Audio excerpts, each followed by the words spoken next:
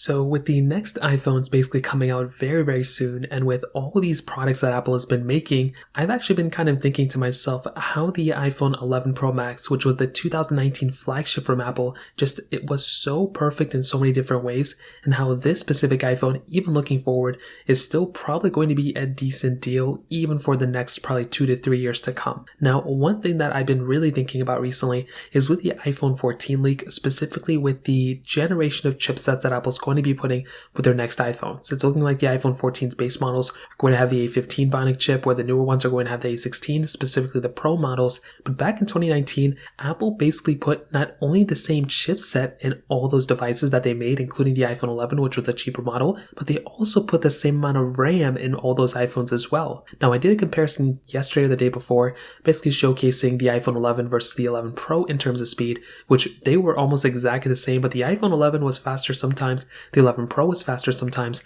but the 11 Pro Max, for it being a much cheaper iPhone right now, and for it having amazing build quality, amazing display, amazing battery life, and this is the number one iPhone I would recommend if you're trying to find a cheap iPhone for a very cheap price tag. And even now in 2022, this iPhone is so perfect in so many different ways. Now, I don't want to sit here and say it's like, the beating the iPhone 13 Pro, because it's not. It doesn't have a promotion display.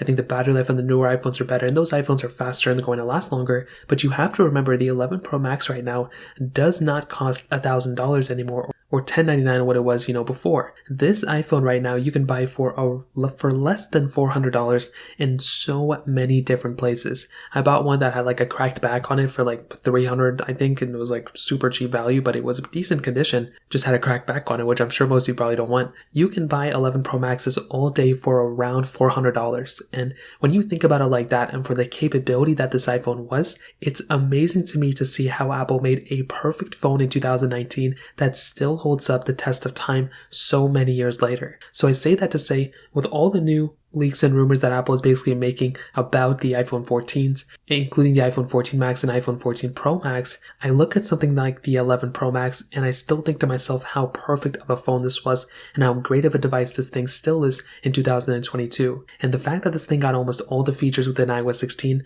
also makes me think that this is going to be a solid phone for the next several years as well. Yeah, I may get a limited version of iOS like how the iPhone 10 just got right now, but when I look at this thing and I still pick this thing up, and I even pick up any of the other 2019 iPhones, I think Apple did a tremendous job, and I genuinely cannot wait to see what Apple does with their next iteration of devices, and hopefully they do end up making another iPhone like this in the future. So that kind of covers it up. If you have any other questions or concerns, please let me know in the comment section below. Hit the like button, that would mean so much, but definitely hit that subscribe button. More importantly than everything else, I love every single one of you guys. Hopefully I'll catch you guys in the next video. Peace out till then.